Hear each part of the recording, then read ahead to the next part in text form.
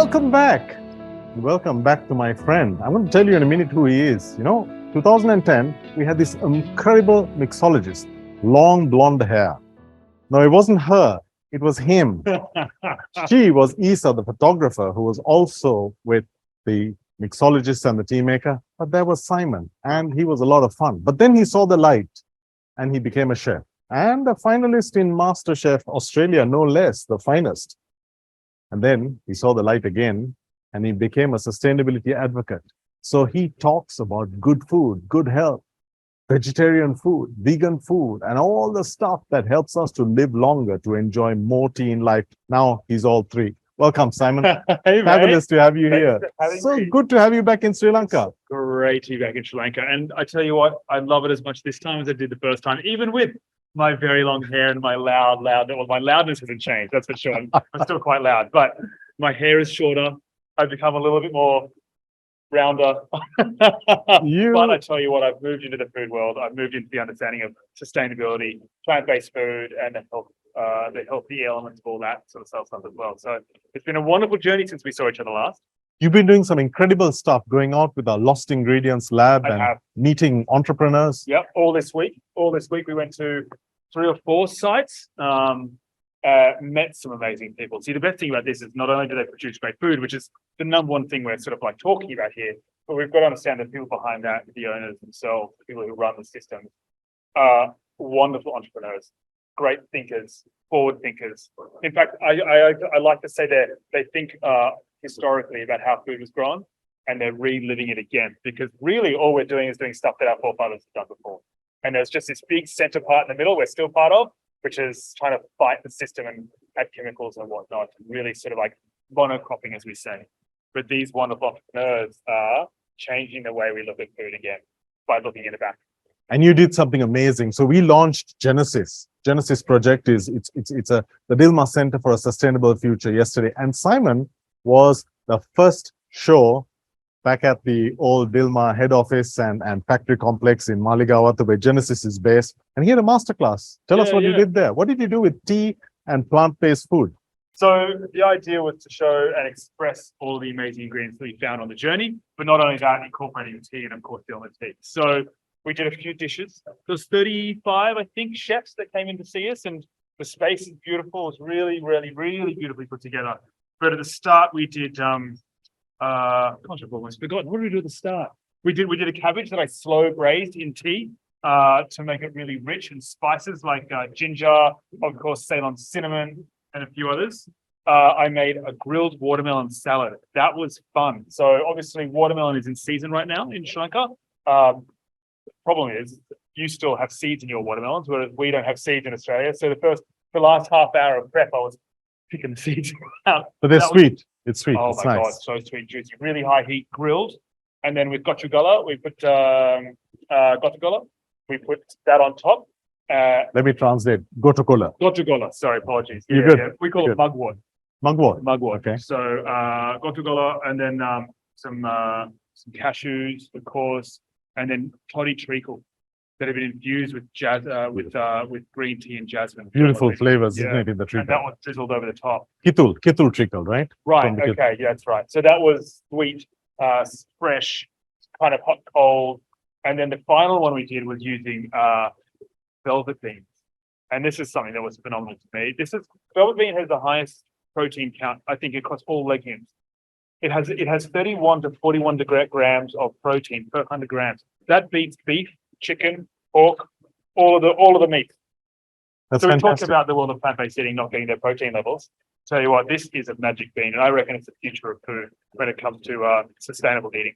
So as part of a balanced diet, you would need your velvet bean. Absolutely. Add that as a little bit of double up with some chickpeas or something to bulk it out because they're really high in protein. So you get a bit of a buzz. No, I'm kidding. But the growers did say that. The growers said if you have too much of it, it can get you a little bit. And I was like, I'm not ready for that. So just use chickpeas to sort of bulk it out. And then use that with gochugola again. A beautiful made of vinaigrette from coconut vinegar and coconut oil.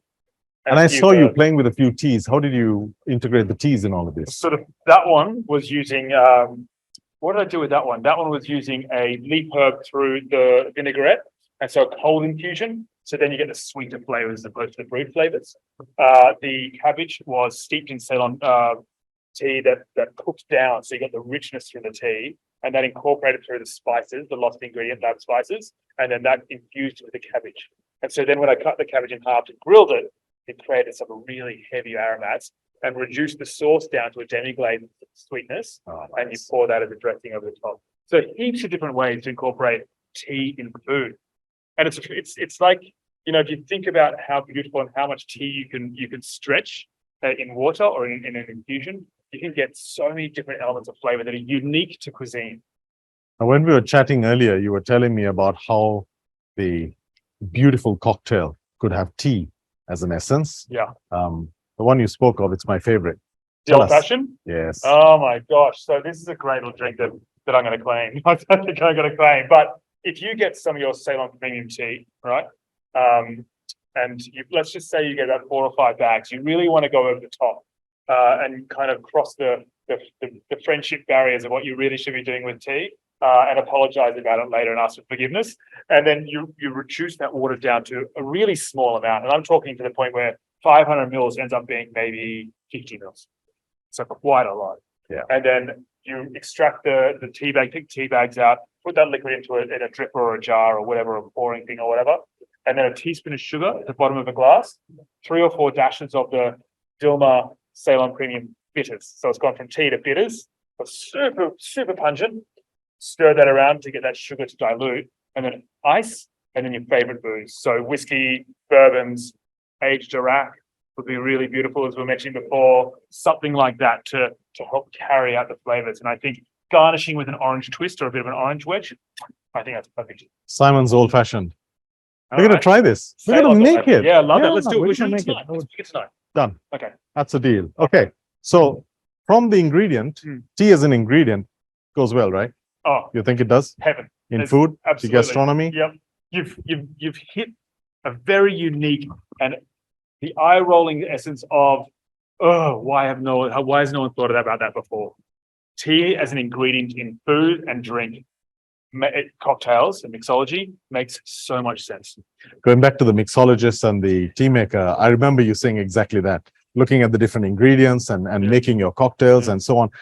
It's a rich ingredient, but it's okay. Going from tea as an ingredient to tea as a beverage, let's do a little bit of tasting. Now here we have our Silver Jubilee tea. It's a line of gourmet teas that we launched when we were 25 years old. We are now 37. And you know where we launched? Do you know where we launched? Question to you. I'm guessing Australia.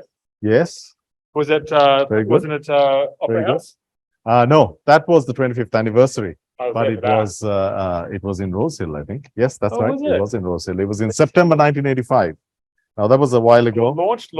Yeah, That's yeah, it. that's The right. original Okay. launch, The a long original time launch, ago. not No, the- so you're right. You're right. This Silver Jubilee or the 25th anniversary at the Sydney Opera House. That What a was beautiful special. place. What a beautiful And I got to place. meet the singer. Come Come on, he was on. there. Yes, because he's an old friend. He's been great. around for a And I while. got to hear the song. That's Finally. That's it. Fragrant Highland. Sorry, no, I shouldn't. That gets you We're good. gonna lose. We're gonna lose viewers. Okay, so we're looking at tea now. The thing we're looking at differently here is the tea on the eye. Mhm. You have the color. So looking at tea on the eye, you have the color that indicates intensity, or so you've got light through to intense. Mhm. But tea on the eye here also connects with the leaf. So now you see here a whole leaf, and you get the astringency. Mhm. You can feel. So you know Wow. this is from a broadleaf a Ceylon tea. So typically the Camellia sinensis variant Assamica is what we have here. But in China and in Japan, you have a much smaller leaf. It's Camellia sinensis or Camellia sinensis japonica, which gives you more sweetness. So here we get more astringent. So it's Okay. perfect for black teas. Different, unique in Yeah, terms of right. green tea. So you're That's getting amazing. and you know, so what you see there is reflected. Maybe you want to try, would you like to try that Ceylon Yeah, whole leaf green tea? Trying to get to your level of slurp. You're there. Don't choke. Really did. That was Well done. Oh my gosh. Good timing, hey? So that's but it's got its astringency. It does. Hopefully good in a drink. But I mean, it's there's a tea for every mood and every occasion. So when you come to this next one, so this is a green tea with jasmine. So it's very, very delicate. florality, Oh, it's beautiful, isn't it? It's really great. Lovely floral note. Yeah. So it's a soft green tea that we've used jasmine petals. Yeah. Close the back of the throat. That would help me. Oh yeah. I adore jasmine. I just think it can go one of two ways. It ends up going towards the household soap side, or if you do it right, it goes down this gorgeous softness, summer, spring flowers for me, which I really love. And it's got to be gentle. I think the principle behind adding anything to tea is to maintain the harmony. That is the essence of gastronomy. So it's about petals and not flavor. And that's what we do here. And that's how we get that gentle, the softness, where the jasmine is so naturally a part of the tea. It's one profile. It's not something that is alien to the tea. Jasmine and green makes sense. It's beautiful, isn't it? Flavor. Absolutely. Absolutely. So now we're going to try something a little different. You have a slightly different personality.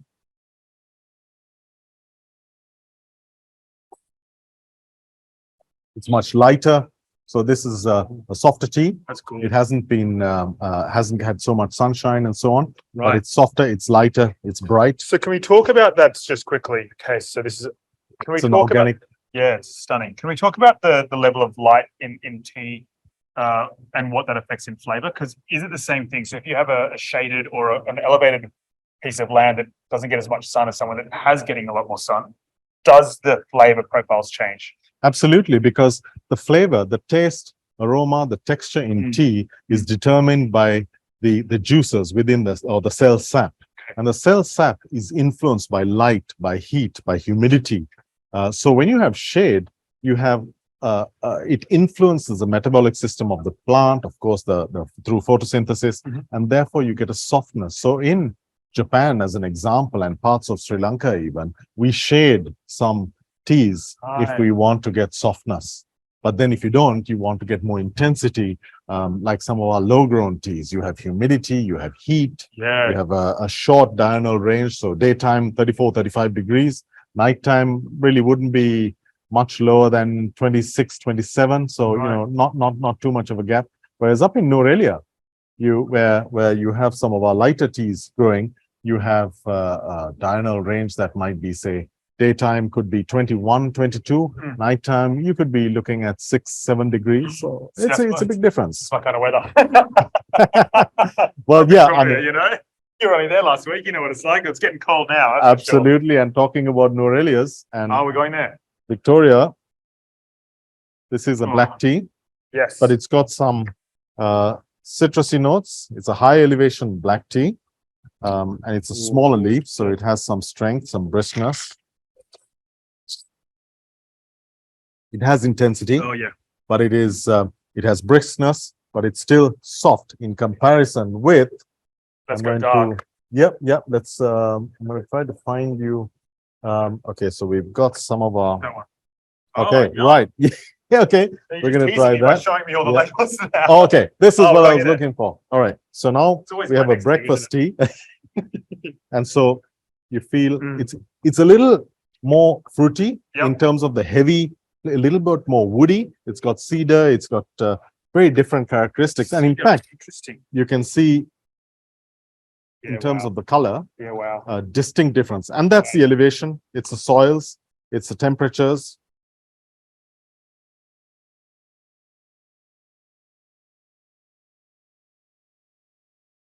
More astringent. Yeah, it's grabbing the tongue, isn't it? Absolutely. We call it gut. Yeah, okay. So the gut comes from the sunshine, from the soils, but also from the humidity. I'm going to remember that term. That's great. Because tannins? No, polyphenols. Right. Polyphenols. Yeah. See, this is something that I think I've been saying wrong. Hands down, I've been saying tannic, and it's not. So it's talking about the gut is actually that is what you would say if you're talking about the structure on the tongue, that sort of dry, almost powdery flavor or velvety flavor. Exactly. And polyphenols are also part of a group of antioxidants that are responsible for all the goodness in tea. So it's that protects us from dementia, from heart disease, from stress, and a ton of other stuff. So it's a good thing When your tea is fresh, Yeah. it's going to be rich in polyphenols, and it's going to have Bring it the on. flavor because it's connected. So now we're going to try something a little bit different. So Really taking me on the journey here. This is Yeah, great. this is very much this. The Silver Jubilee was designed to offer teas for every occasion. So this is a Christmas tea. It's got mandarin, it's got marzipan in it. And the key, some people will say, look, I'm a purist, shouldn't have anything in tea. But the key to it is add something, because it's been done through history, but do it respectfully. Respect the flavor, the aroma, the character, the intensity in the tea, and then add. So if you're adding Earl Grey, for example, make sure that the tea is strong enough to balance. If you're adding mandarin and marzipan, make sure the tea can balance. So Look, I know it's been doing it for a long time. I was talking to your son only just before, saying it's also a different generation. With these chefs changing the way we look at food. You say they're calling themselves Italian, they're Italian, and they're cooking Italian food in a completely different way. Oh, you're not cooking Italian food. What does that even mean anymore? Yeah. Be okay to test the waters as long as you're doing it respectfully. I think that's the key. And sometimes people say, "Oh my goodness, your father will just shudder if he sees what you're doing." Thankfully, he's at home, so he's not seeing what we're doing. But no, really, it's about respecting the principles, respecting the artisanship in how we make tea, but also then respecting the characteristics in the tea and making sure it stands up to the criteria, which is taste, natural goodness, ethical purpose. If your product has that, you can do what you want. That's right. it. That's it. So You're okay. not doing anything all you're doing is creating a wonderful relationship with the tea itself. Yep. And whatever flavor you add to that, you're going, does this work? Does it complement? Is it ethical? And will it work as a product? Because if it doesn't, again, you're not ticking all the boxes. Because ultimately, the tea that you like best is the tea for you. So in ancient China, they wanted softness in tea because it was an elegant occasion. So they put jasmine into the tea. Right. That's a 1,000-year-old tradition in parts of Europe. When there was a shortage of sugar, they would make jams out of fruit, and they would add that into the tea, and they would stir that in. And that is the beginning of flavoring in tea. Of course. So whatever you add to tea, make sure it's respectful. So what we do is, for example, with our cinnamon, we put in real cinnamon, the stuff that we grow. The best cinnamon in the world. That's it. Ceylon cinnamon. We know it. It's good for you. You know all about it. So now here's something. Moroccan mint as well, isn't it? Yeah. Make tea and they add mint to it. And that's And they grow mint like crazy. So it makes but sense. also it's got a strong functional reason. Now with tea, generally, when you drink tea, of course you enjoy the taste, but then it aids digestion. And today, digestive health is critical, whether you want to sleep well, you know more about it than I do. But then after a meal, when you have a cup of tea, you are then aiding your body in its digestive process. You're helping your body to be calmer when you're going to bed, to be able to sleep and so on. So there's a natural fit. So Moroccan mint green tea, sorry, we haven't got it out for you today, but Moroccan mint green tea has a beautiful synergy because the menthol in the mint helps the lower gut, the intestine to relax. So after a meal, you have the ECGC. It's a long word, epigallocatechin gallate, which is responsible. So ECG is the element in green, black, oolong, white tea that is responsible for all the goodness, all the good stuff. So ECGC helps the body, emulsifies the fats, helps the body in terms of the antioxidant goodness, and the menthol relaxes the gut. What a pair. My gosh. That's it. Makes sense. Okay. Here's one that you're going to laugh at, but I'm going to tell you what it is. Well, you're going to taste what it is. So, it's a tea with strawberry. Typically, you see that on the shelf and you'll say, no, it's not for me. But what we do, we take a wild strawberry and we take a tea that is medium bodied from the Nawalpitiya region. So it's malty. Strawberry, we look at the taste profile of strawberry and we balance it out with the tea. Right. To make sure that, so in this case, if we put the same tea that we have in the marzipan and mandarin with the spice and so on, you would end up overpowering the strawberry. So strawberry has a certain softness. Yeah. It's got a wild note behind it. Mhm. And so, important thing in every sense, essence of gastronomy, harmony on the palate. So that's what we do. Different teas. That's the beautiful thing about tea. The great thing as well as I think a lot of the time people think strawberry um, as a sweet drink. Yeah. You go get a iced tea or like I don't know, like a soda drink or whatever, and it's always sweet. Yeah. So as soon as you mention strawberry, you think, oh, it's just going to be a sugary Yeah. sweet drink. Yeah. But it's not. It's balanced. It's palatable. It's not sweet at all. You're really focusing on the tea with essence of strawberry. To me, this is a perfect dessert tea. So I have teas like our mandarin and marzipan, our strawberry at the end of a meal because I crave sweetness, but it substitutes beautifully for sweetness. Yeah. Not a bit of sugar, no calories, and And cuts through the richness if you do have dessert. absolutely, And you absolutely. can eat it too, Well right? done. That's it. That's it. That's it. Okay. So what do we? This is a nice one. Okay. So let's nose it first. Yes, So as tea tasters, we first look at the tea in its dry form, Mhm. and then we look at the tea in the infusion. We call this the infusion. It's the infused leaf. So typically, when you look at the infusion and you see the colors, the shape, pretty much don't need to taste the tea. You can tell most tasters worth their salt can tell you with a 70% degree of accuracy what the tea is going to taste like. Wow. Yeah. So this is a little different because it's got honey and ginger in it, but it's a beautiful combination. And let's give it a shot. So I'd love to know how this might work with some nice plant-based foods. Beautiful ginger, nice roundness and sweetness. It's great. That is any sauce. Finish that off in a sauce. I think it'd be perfect. Yeah. Nice. Yeah. I can see- I Also, can this see. wonderful world of like modernizing food in a vac bag.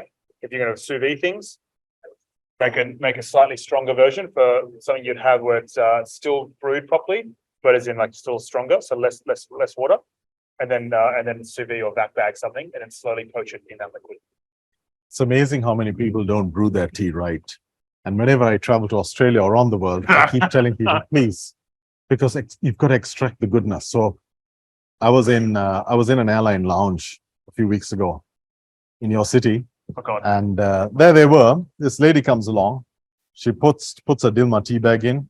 She puts her hot water, puts her milk, and does this, chucks the bag, 3 seconds, tea, water, milk, and and then I had to stop her. Did you say, do you know who I am?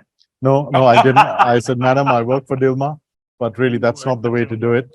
And No, you can she read was- masterclass. but I did. I Good. brewed it right, and she said, "Oh my God, I thought your tea was so weak, and I didn't like it."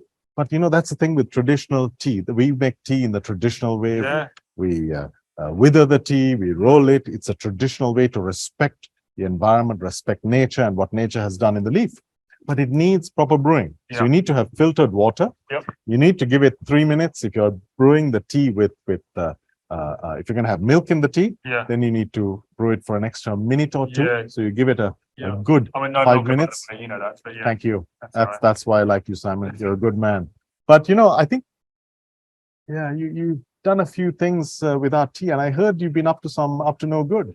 So I'd like to Yes. see, because before we wrap up, Yeah, there's I can't always be the same. You've got to. yeah, I know. I saw things coming on the set and some crazy stuff happening. So what have you been up to? Oh Well, I my was goodness, you haven't talking- to my father's tea maker's private reserve. know. What have you done, I Simon? found it in the back. I was like, well, what's in this? And I opened it up, Okay. and it's Oh, it's a no, beautiful your tea. staff showed me this, and I tell you what, I lost my mind as soon as I tasted it. So I've come with a bit of inspiration in the concept. I've done a bit of my own DIY sort of fixer upper or slash breaker up, Fantastic. sticky taping the back of it down. Yeah. But what we've done is I've taken a lot of inspiration of the world of cold drip coffee. Cold drip coffee, you go into some of the cafes I'm sure you've been through in Australia. You have a giant glass thing full of ice, coffee at the bottom, and it's got a little swirly straw that Yeah, goes all the way yeah, down, drips into yeah. the coffee, right? So I got what I would think would be something relevant to coffee. Sort of richness, full body. And this I've come to find is your Ceylon Souchong.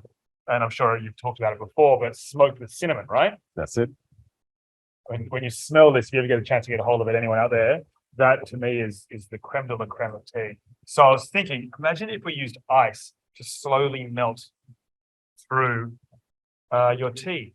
Now, instead of doing the sort of like 2.53 grams of tea leaves and 100 or 90 to 100 or whatever the perfect amount of temperature of water is, let's do 12 grams of tea, just because, you know, I'm never going to be able to get free tea again, right? Am I? So let's use as much as I can and top it full of ice. After you brewed our tea in ice, Simon, I'm seriously considering kicking you out right That's now. right. I had a feeling this is going to be the case. But we can't. You can't hate the message. You can't hate the. I can't. Well, I'm not the message though, am I? No, Actually, but it's a doing it. first. It's a first. It's So a let's first. try it. I think that's where the proof is. Now the goal is to see if it extracted it properly. Now I don't know if it's really done it. It needs a little bit of work because it was a first off hit, but the colour's there. It's there. There is colour there. It looks like a beautiful white tea. It looks like a white tea, doesn't it? Yeah. Yeah. This should be. What colour would this normally be out of this line here if you brewed it properly? It would be here. Right. Be an amber. Right. That's Yeah. cool, right? So now, of course, Hmm. you didn't get much out of it. It's been about a half an hour. But let's give that a go. It's got the aromatics. Yeah. Well done. It might be a Cheers. little soft, but we No, can play around it's with got it. a nice nose. Yeah. Wow. Mm. I love it. Mm. I love it. That's what cold brewing Oh, should be. it's nice. So cold So brewing sweet. takes all the aromatics, gets all the light stuff. So if you take a taste profile as this, it takes the top part, doesn't get too much of the intensity and the strength, but that's what it's about. This is beautiful. You've extracted a different personality Yeah. to the tea. I've never seen tea brewed in ice. Well done, my friend. Cheers. I'm glad. Cheers, everyone. Thank you, guys. You can watch us on Facebook and you can see the recording if you want to check it out. But Simon, thank you very much. You're amazing. Brilliant It's been an to honour have be you here. on. Thank you. Thanks, Thank man. you.